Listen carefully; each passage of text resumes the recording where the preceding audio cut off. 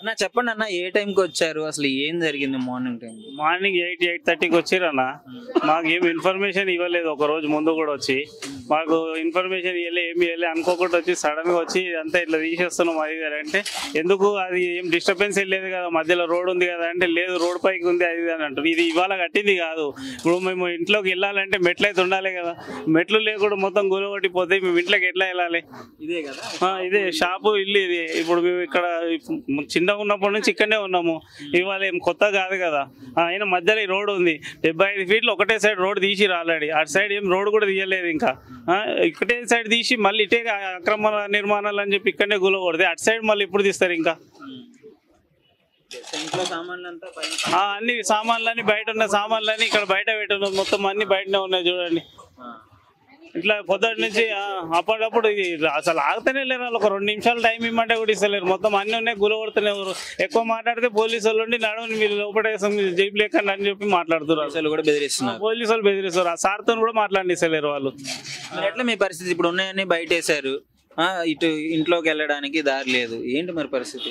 ఈ పరిస్థితి అంటే ఇప్పుడు దీనికి మేము ఏం చేయాలి మాకు అర్థమవుతుంది. పొద్దుటి నుంచి మీ పిల్లలకు అన్నం లేదు, ఏం లేదు, రోడ్డు మీద ఉన్నాం, మీదే ఉన్నాం. ఇప్పుడు అది ఇప్పుడు అవంతా తొలగించి వాళ్ళు డిస్టర్బ్ చేసిపోయారు. ఇప్పుడు అంతా తీయడానికి కూడా ట్రాక్టర్కు 1000 రూపాయలు చొప్పున ఇప్పుడు 5 ట్రాక్టర్లు అయింది. ఇప్పటికి 5000 రూపాయలు అవి కూడా మేమే భరించుకోవాలి. దానికి కూడా నష్టపరిహారం ఎవరు ఇస్తారు మాకు ఇవన్నీ?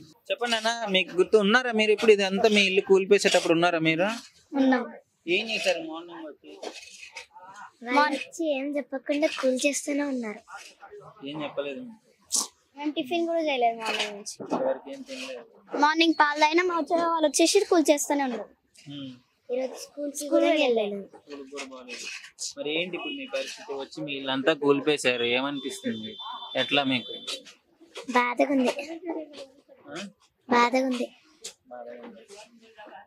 మమ్మీ డాడీ మాట్లాడారు ఏమన్నా? వాళ్ళతో మాట్లాడడానికి ట్రై చేశారా? కానీ మాట్లాడనివ్వట్లేరు. మాట్లాడదాం అనేసరికి మీరు ఎక్కండి, జీప్ ఎక్కండి, పోలీస్ స్టేషన్ లో మాట్లాడదాం అంటున్నారు. పోలీస్ స్టేషన్ లో మాట్లాడాలని అంటున్నారు, బెదిరిస్తున్నారు. విన్నారా? మీరు పక్కనే ఉన్నారా అప్పుడు?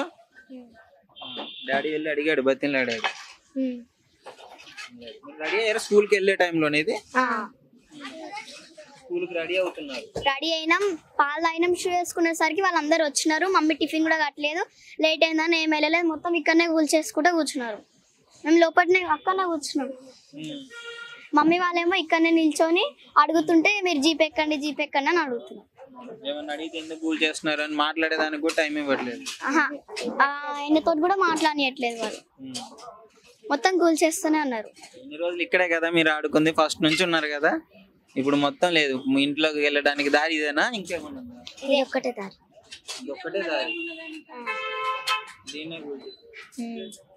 అడిగిందా మమ్మీ? అడిగిందా మరి? మమ్మీ వాళ్ళు కానీ డాడీ వాళ్ళు కానీ అంతా అడిగినారు కానీ వాళ్ళు మాట్లాడనివ్వట్లేదు. కూడా బాధపడుతున్నారు. అది ఏం చేయాలో అర్థమైతలేదండి. పొద్దుటి నుంచి మాకు అసలు ఈ రోడ్ అసలు ట్రాఫిక్ రోడ్ కాదు, ఇక్కడ పబ్లిక్ వస్తారని కూడా కాదు కదా. ఏంటంటే అసలు వాళ్ళకి ఏం తెలియదు, హైడ్రా అంటే ఏంది, ఎందుకు కూల్ చేస్తున్నారు వాళ్ళకి ఏం తెలియదు పాపం. వాళ్ళకి కూడా ఏం చెప్పాలి? పొద్దున్న నుంచి వాళ్ళు కూడా ఇక్కడనే రోడ్ పైన కూర్చొని అసలు ఇంట్లో కోరిక ఎందుకు డాడీ ఇట్లా చేస్తున్నారు ఏంటి మన ఇల్లుని అని చెప్పేసి వాళ్ళు అడుగుతున్నారు. వాళ్ళకి ఏం చెప్పాలి కూడా మాకు అర్థమవుతలేదు. పొద్దుటి నుంచి పిల్లలు ఏంది అంత ఎందుకు గుల కొడుతున్నారు అంటే వాళ్ళకి కూడా ఏం చెప్పాలి మేము అసలు అర్థం. అక్రమ నిర్మాణాలు అంటే ఏం ఆక్రమించినాం మేము రోడ్ మీద?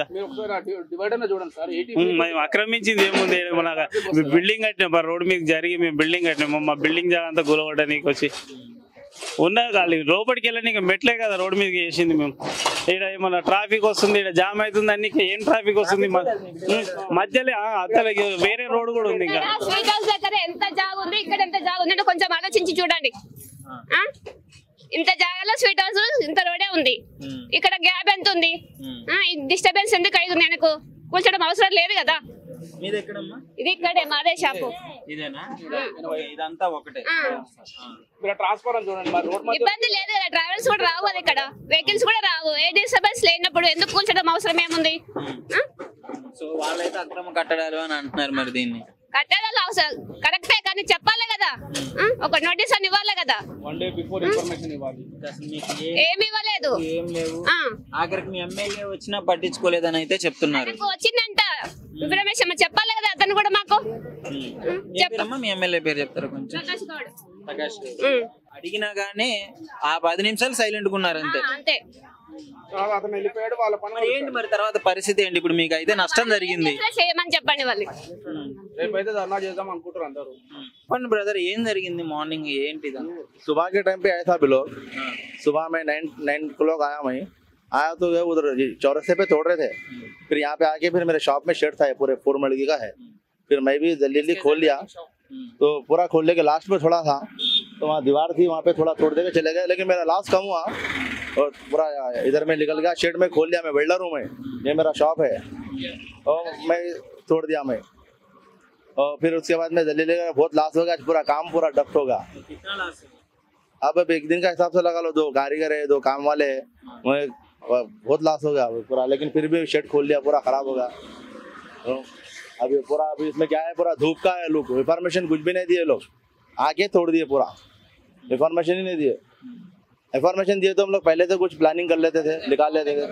कुछ भी नहीं दिए, आके तोड़ दिए। पुलिस फोर्स के साथ आए, आके तोड़ दिए। बड़ा तकलीफ लॉस होगा हमारा। Thank you sir.